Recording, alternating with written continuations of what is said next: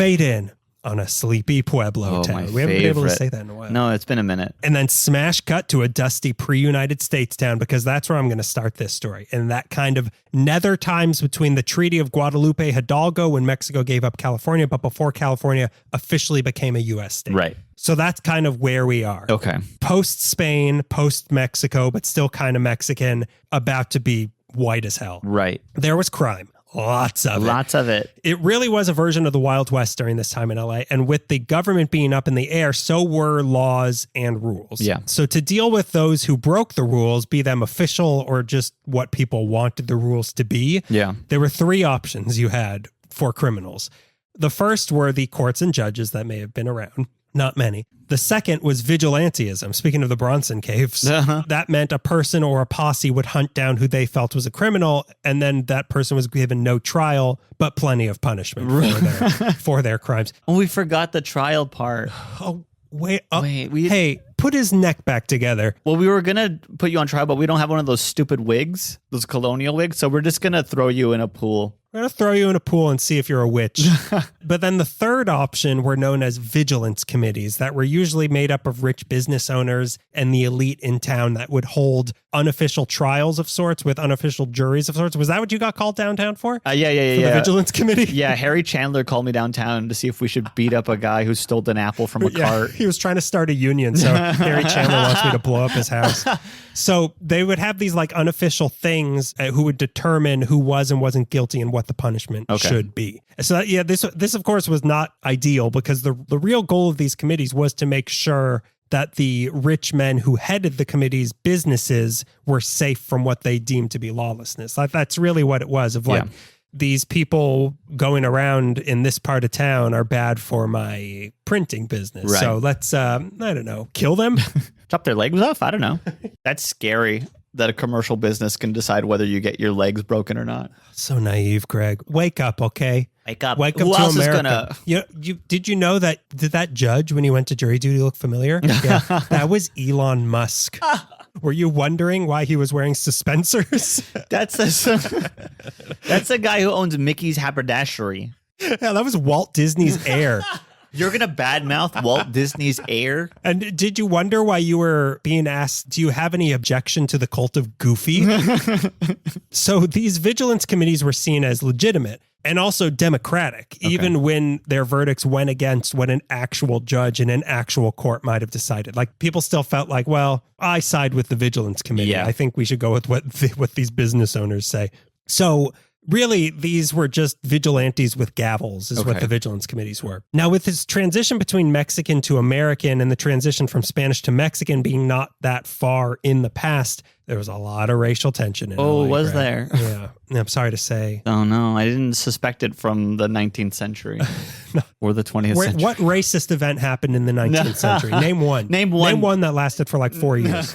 So there was white, Anglo, Mexican, Black, Native, and Asian people were all here. And one group was about to assert dominance. And I can tell you that they weren't Asian. So with the emerging American government, they wanted what they were used to in all forms of government throughout the U.S. And that included a law enforcer who would not just bring order, but would bring white American order. Right. Like that's that specific brand of justice. That flavor, vanilla. Mayonnaise. Mayonnaise flavor. My favorite flavor of ice cream is mashed potatoes that they use for a photo shoot about ice cream.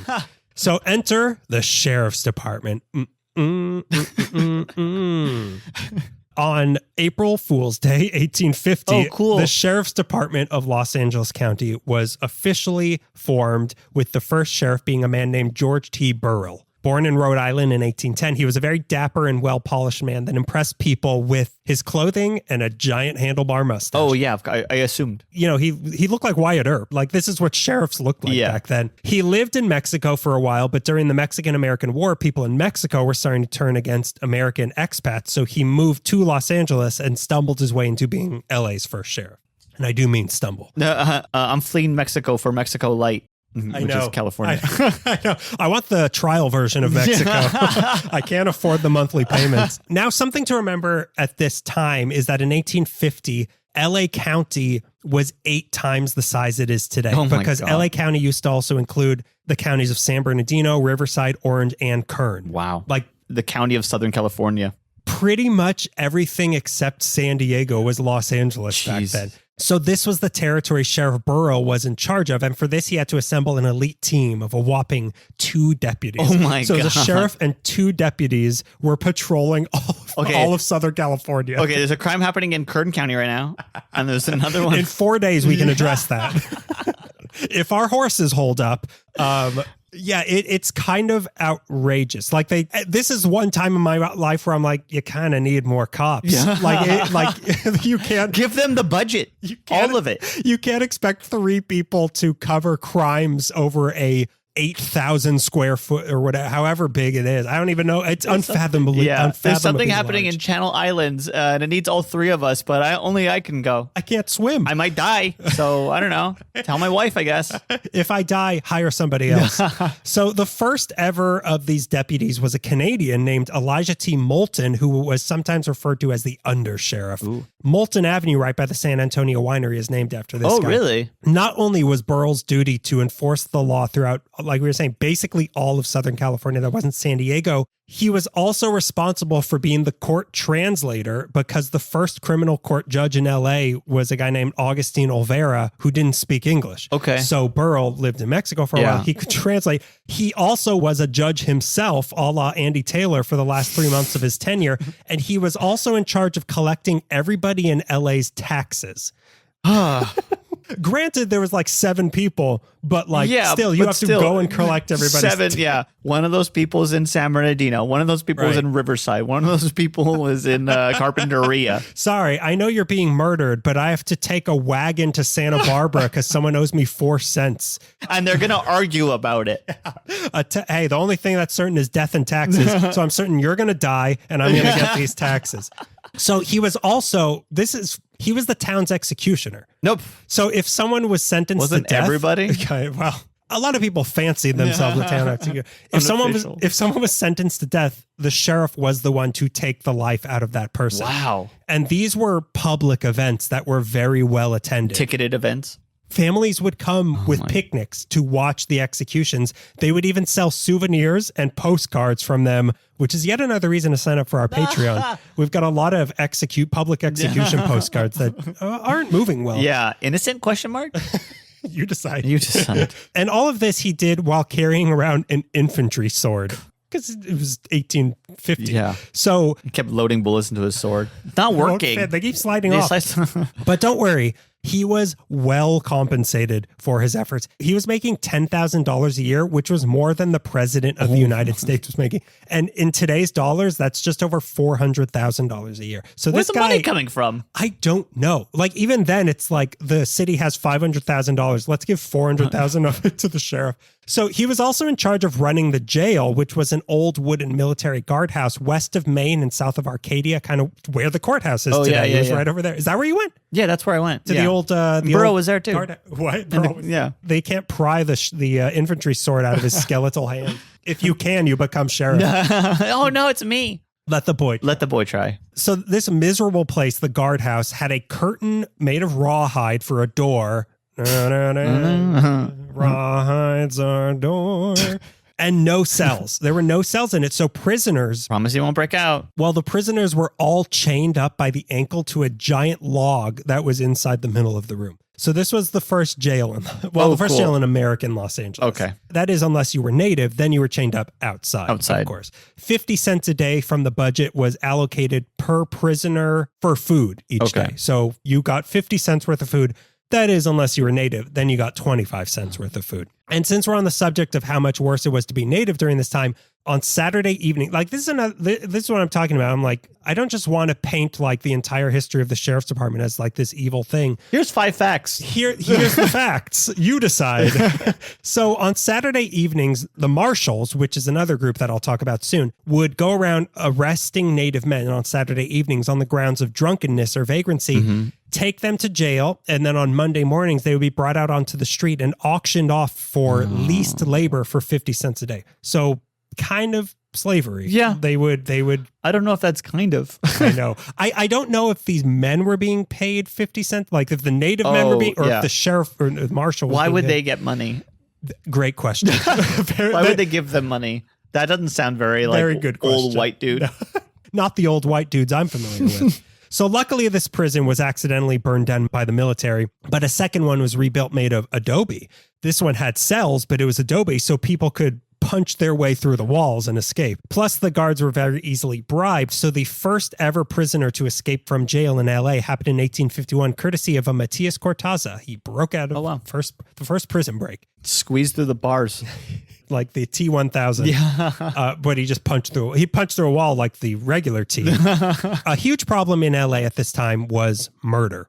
Between September 1850 to September 1851, out of the roughly 2,500 people living in LA, 31 of them were murdered, which is almost 1.25% of the population died by murder. Crazy. To extrapolate that to the per 100,000 that's used to measure murder, homicide in cities today, that would be about 1,240 per 100,000, which from what I read made this the highest homicide rate in U.S. history. Was in Los Angeles in 1850. I remember reading that fact somewhere, but having us land there through that, it's scary. It's outrageous. Yeah. And this doesn't even take into account the people who were killed out in the wilderness that nobody ever knew about, right. or the killings of anybody who was Black, Native, Asian, or Mexican, because those were not considered crimes. So that wasn't even counted. So I'm sure, the it's number... much worse. Knowing old white guys like I know, it must have been much worse. And just because there was now a sheriff, that didn't mean the vigilante groups just suddenly stopped either. These groups and individuals were still lynching people left and right. God. They would sometimes even storm the jail to drag out a prisoner and hang them. Wow. Sometimes the sheriff had to have a military guard escort him and the prisoner from the jail to the courthouse so the mobs wouldn't kill the prisoner before he even got to trial. My God. Between 1851 to 74, there were 40 legal hangings, 38 vigilante lynchings, and 32 Vigilance Committee sanctioned executions. So the sheriffs had to compete not just against criminals, but also those who wanted to take justice into their own hands and be criminals themselves. Oh my God. It didn't help that in the grand scheme of things, the sheriff had a pretty low status on the totem pole in LA at the time. Authority-wise, they were a step below the vigilance committees. And those weren't even official things. Like the sheriff just was not seen as legitimate as Harry Chandler, or who the earlier Harry Chandler, right, saying these guys should die because they're Mexican. I don't like that. No, it's capitalism at work. No, right? it's perfect. It's it's perfect. Tell that to Judge Musk. So to help not only assert their authority, but also to help cover such a huge area of jurisdiction, two things were formed to help the sheriff's department out. The first were the township constables, townships that were popping up around LA County to deal with the petty crimes in the area that the sheriff would never have time to get to. Okay, that makes sense. So they were kind of like intern sheriffs for right. you're going to handle Pomona because I'm busy in Kern County. Yeah. But they still all reported to the sheriff, these constables. Okay. But this was a pretty flawed setup because they would get paid $1 per arrest they made, which is bad to incentivize that. But then they had a cap of about $83 a month that they could make total. So after they hit that, they just stopped doing anything, which is also bad. So you just have to be the 84th criminal. Congratulations. You're the 84th yeah, you get a free criminal. crime. The next one's on us. Then in 1853, the city council formed a group called the Los Angeles Rangers. I'm scared. I don't know why that scares me so much. Anything with Rangers in the title is a little bit scary. The Sheriff's Rangers were a band of 100 volunteers who would be ready at a moment's notice to help hunt criminals. This is what the Rangers were. They were basically a private militia that took orders from the mayor and the sheriff. So the first captain of these guys was a man named Alexander Hope. So if there was a particularly hard to catch criminal on the loose or a particularly large gang terrorizing the county, the sheriff would summon some of the constables or the rangers or both to help him, since he himself only had 2 deputies to help him out. The sheriff also had the power and often would deputize people on the spot to help him. You. He'd just pin a badge on them and off they went. Badges back then, which they didn't. They did actually need. And they didn't smell that bad, but they did need them. They were the only way you could tell someone was a deputy or the sheriff because they didn't have uniforms. They would just dress like everybody else. Wow. But if they had a badge, you knew that this guy's scary. Or not scary. Or not scary, depending on the situation. The sheriff got to wear a gold one. The deputies were all silver, and everybody had to go to a jeweler and pay themselves to have one made for them. Wow. For the first 32 years of there being a sheriff in LA, they had elections every single year for a new one until 1882 when they switched to every 2 years and then every 4 years starting in 1894, which is what they still do today. Yeah. The second sheriff LA ever had was a guy named James Barton, who was from Missouri but lived in Mexico for 2 years before moving to LA in 1843 and was described as not being just reckless but also violent towards the women in his life. Oh, wow. So obviously he was elected sheriff. How do you treat women? Oh, here's a badge. Under him, a sturdier jail was built in 1853 that was made of brick, which wolves couldn't blow down. And it was 2 stories. The first was for city prisoners. The second story was for county prisoners. Who's getting it better, honestly? I know. Heat goes up. I know. City. But the lynching mobs can reach the first floor easier. Stairs are greatest enemy. Yeah, they're like zombies. They can't, as long as you're upstairs, they can't get you. So he ended up serving on and off for several years, but there were 2 notable incidents from his time as sheriff. The first was in 1854 when a David Brown was convicted of murder by the California Supreme Court, but the California Supreme Court stayed his execution. But this was not what the mobs of Los Angeles wanted. So the mayor of the city himself resigned from his position so he could lead a mob that broke down the door of the new prison, overpowered Sheriff Barton, dragged Brown outside, and hanged him. The mayor, I guess former mayor. For the if hour. You're going to be fair, yeah. And then ran for re-election and won. Yes. You're kidding. Yes, he did. He got reelected. This is what the people wanted. This was his vacation? I'm taking a sabbatical. Yeah, that is wild. So this guy's partner in the murder, the one who was killed, his partner was Philippe Alvitre, who had also been granted a stay of execution, but the letter got lost in the mail. So Barton had already personally executed this guy. A week later, his letter showed up saying, don't kill him. But hey, the mob would have gotten him anyway. This is why post office is so important. You have to let them do their job. The real criminals here is so the Pony Express. So the other incident with Sheriff Barton is probably what he could best be remembered by.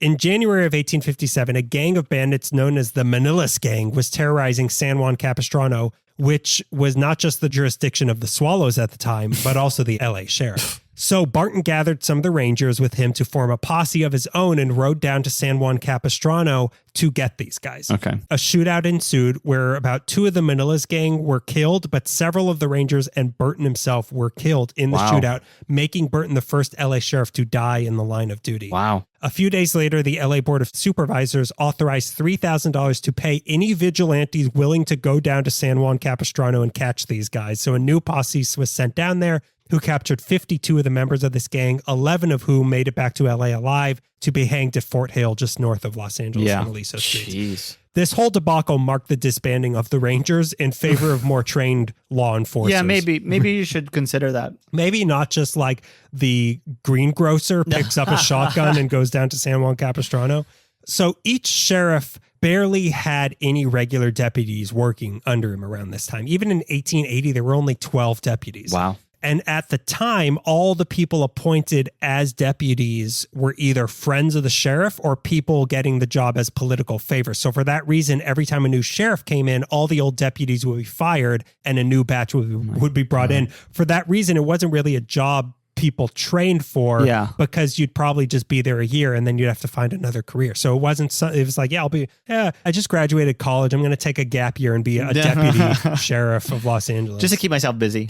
Just the life experience and the experience of taking life. So the rest of the 1800s, really just chaos being managed by people not really qualified for the job. On January 1st, 1858, former Ranger William C. Getman took over as sheriff. 7 days later, a man barricaded himself inside the Monte Pico pawn shop, again, near Los Angeles and Aliso. Mm-hmm. Everything around this time was near Los Angeles. There was 2 streets. Los Angeles and Aliso. So when Getman and his deputies showed up to this guy barricaded in the pawn shop, the man inside charged out shooting, killed Sheriff Getman before being killed himself. Wow. So this was 2 things. This made Getman the second and the last sheriff to ever die in the line of duty. in Los Angeles County. And this was also one of the earliest known instances of suicide by cop. So this was a momentous occasion historic. for Los Angeles. Yeah. Some other highlights from the late 1800s. In 1859, Tomas Sanchez. It's Sanchez. There's nothing wrong with the way you said it. Oh, hey, let's do 2 takes. One for the people who speak Spanish, one for the people. Sanchez. We'll see which one tests better. So this guy became the first Mexican-American sheriff of LA County. He was born in LA while it was still Mexico, so he was Mexican-American. In 1863, 300 men tried to break into the jail with pickaxes and sledgehammers to kill all the prisoners inside, and Sanchez had to protect them, oddly enough, with the help of backup sent by a vigilance committee. So sometimes they were good. Yeah. Weirdly, this guy went on to join a pro-Confederate militia during the Civil War. Oh, I read about this. Yeah. He was, I think he was one of the ones who were like, this is one of the worst guys. Of course, on October 24th, 1871, I'm kind of moving through history now. October 24th, 1871, the Chinatown Massacre happened, which we talked about a long time ago, where Sheriff James F. Burns claims to have brought order to the mob, but even if he did, too little, too late. But in true sheriff's fashion, they were given a ton of money for a job badly done to make sure this never happens again after the Chinatown Massacre. Yeah. Will money fix the past? Yeah. I don't know. Let's see. 100 years later, more money. More money. Money. Maybe it wasn't enough money. William Rowland became LA's youngest sheriff at age 25 in 1872, serving until 1875. And then again from 1880 to 82, he was the one in charge of catching Greg's dream man, Tiburcio Vasquez. Oh, hard eyes. Hard eyes, hard face, hard heart. An Australian named John Klein was sheriff from 1893 to 94. And then again, way later in 1915 to 21, he was the one removed from office for incompetence, overspending, and stealing county revenue. Stealing county revenue and also selling badges, deputy badges to people when he was trying to get reelected. And also just like regularly selling badges. Well, they were just giving those things away anyway. I mean, really, like, it wasn't a large gap from what was actually happening. In 1899 was LA's first black deputy, J.B. Loving, who had been a former Buffalo soldier. Okay. But before we get saying, oh, cool, he's how progressive, he was known for spying on prisoners in the jail and using the information he overheard to entrap them.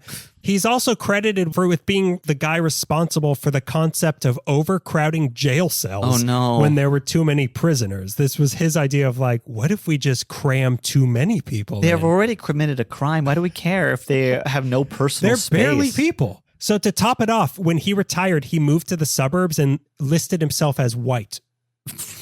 So that's the first black deputy. Cool. Then there was just the everyday stuff of arresting traveling hobos and tramps along the outskirts of town in what they called tramp jungles, which is a new show on Bravo. Around the winter months, they would do this to make residents of LA feel safe. So this is 100 years ago. This what do you mean you don't feel safe? We ago. Arrested 20 hobos by the river. What do you mean you don't feel safe? Those guys making beans on a trash can, they're gone. Don't worry about them. No one's going to eat the beans in the trash can now. Those beans, they're yours. And no now, one's going to steal a pie from the windowsill as long as I'm around. Now I'm just going to give a rundown of some of the milestones throughout the 1900s. They got their first car in 1907. But it was their grandpa's car. So that same year, the venerable Sheriff Billy Hamill said to his deputies, "Be courteous. If you are insulted by a bully in the office, don't lick him there. It's bad for the reputation of the office. There are plenty of dark alleys." The sheriff said this to his deputies. In 1912, they hired the first female deputy in the entire United States, Margaret Queen Adams, who ended up serving for 35 years, mostly doing clerical work, but she would usually be sent out to calls that involved women and children. 1913 was when deputy positions became civil service positions. So that was when they stopped being, I'm going to hire my friends, and they became fixed, stable jobs with set salaries. It's small movements like that that really legitimize Los Angeles. Yeah. And all it took was 70 years of the position.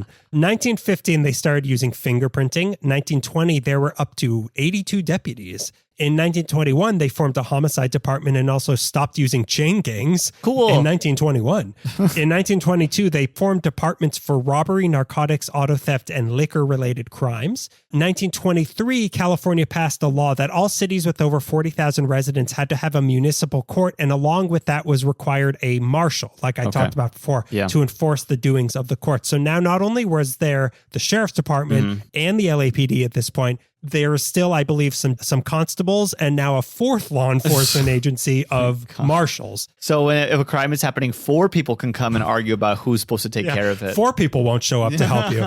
So 1924 saw the creation of the first 2 substations of the sheriff's department. The first one being the Florence station on the 1600 block of Florence in South LA, and then the East Los Angeles station, which I believe is still the same building that's at 5019 East 3rd Street. That's where they started. By the duck pond? Yes, actually, they are. The ducks are former criminals. No, they're reformed. Yeah, They used to be geese. they went through a 12 quack program. So in 1926, the Hall of Justice jail was built and run by the sheriffs. That year, also, they opened the Vermont, Norwalk, Temple City, and Newhall stations. On September 27th that year, they also formed the Sheriff's Aero Squadron, which were 5 deputies who patrolled the skies, known as the Deputy Air Sheriffs. Oh, cool. Their headquarters were at the Aero Corporation Airport. Their main duties were policing planes and the airports, but also searching for criminals that fled into the countryside or the hills. They also did search and rescue and transported prisoners. This was what they did. They eventually grew to a fleet of 25 planes and a blimp. The promise of America. Quick, he's getting away. Send the blimp. Oh no, it's hydrogen.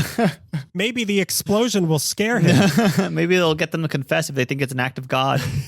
In 1927, stations in Altadena and San Dimas opened. 1928, they opened a crime lab and a station in Fairfax. 1932, they had grown to 850 deputies. In 1933, they formed the Silver Mounted Posse, which was guys on horses, and also got their very first uniforms, finally. Finally. Horses get blimps? Go ahead.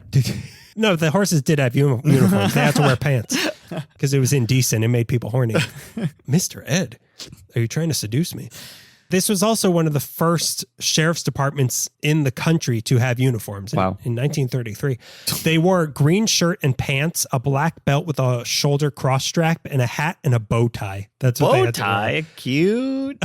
Look at these guys. Oh, what's that in your hand? Oh, no. Oh, no. They wore this until 1955 when they went full khaki. Full khaki. In 1934, they opened the Malibu station. 1935, they opened the Sheriff's School of Instruction. 1937, they started using radios and opened stations in Montrose and Lancaster. 1939, they started the Coast Patrol, where they deputized private boat owners to patrol the coast, and also started the Sheriff's Boy Band, which was a kids' orchestra that toured the country. Oh, great. Out sync?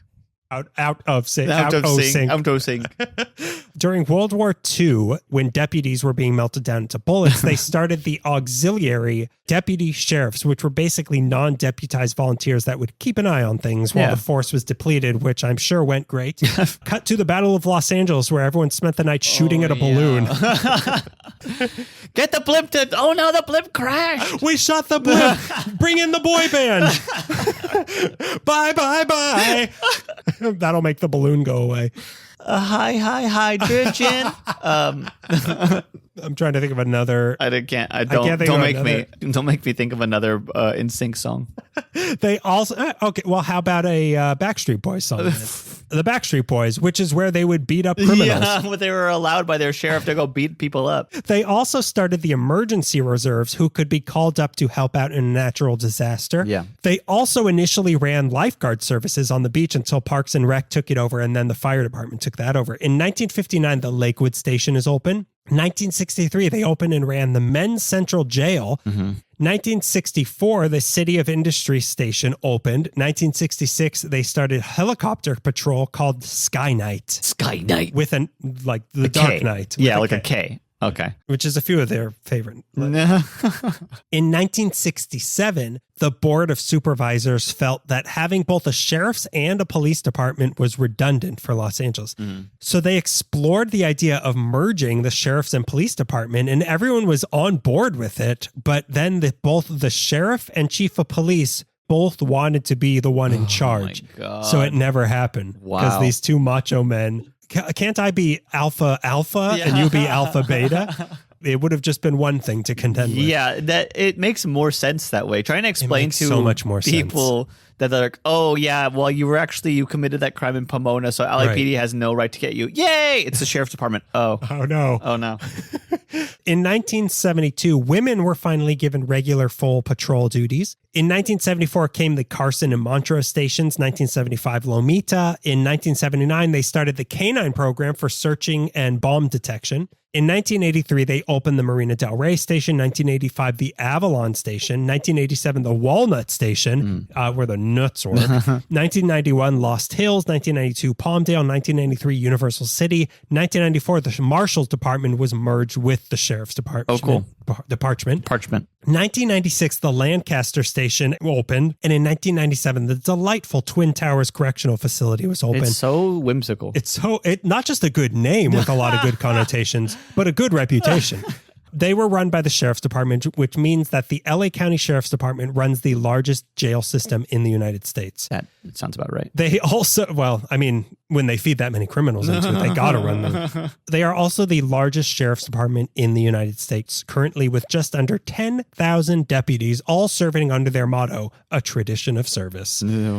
Okay. The bigger cities don't have sheriff's departments, right? It's not like New York and Chicago have a sheriff's department and a police force. Whenever I think of the sheriff, I think of like driving through Mississippi and oh God, I'm in the middle of a swamp, and I'm getting pulled over by the sheriff, and he's chewing tobacco. He's wearing straw and tobacco somehow. He's wearing Wayfarers. He's right. Yeah. He's Jackie Gleason.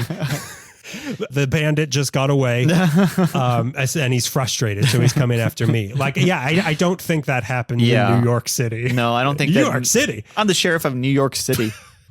I'm the sheriff of the Bronx. The sheriff of the Bronx is Christopher Walken.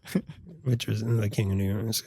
I get it. Their jurisdiction, the LA Sheriff's Department, covers about 2,500 square miles of LA's 4,000 square miles. As we covered in our hit viral TikTok video, they cover all the unincorporated parts of LA County and whichever individual cities can't afford their own police department, so they contract the Sheriff's Department. So that's how it works.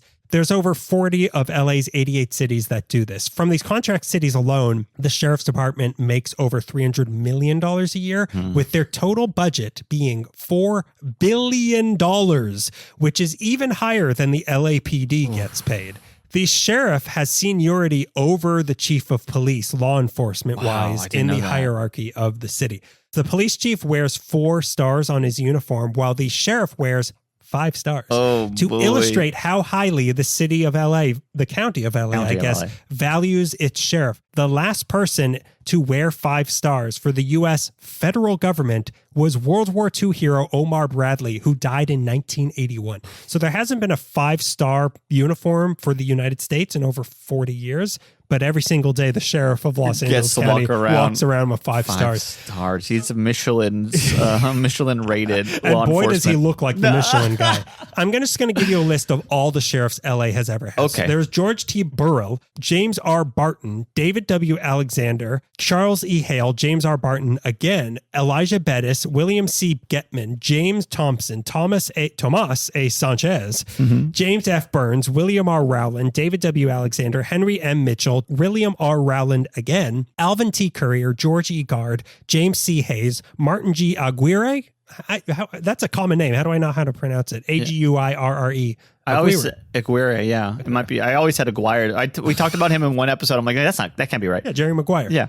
Edward D. Gibson, John C. Klein, John Burr, William A. Hamill, Will A. White, William A. Hamill again, John C. Klein again, William I. Traeger, Eugene W. Biscaluz, Peter J. Pitchess, Sherman Block, Lee Baca, John Scott, Jim McDonnell, Alex Villanueva, and now Robert Luna. 34 sheriffs in LA history, many of these serving short terms. Yeah. And between 1915 to today, there have only been 10 sheriffs.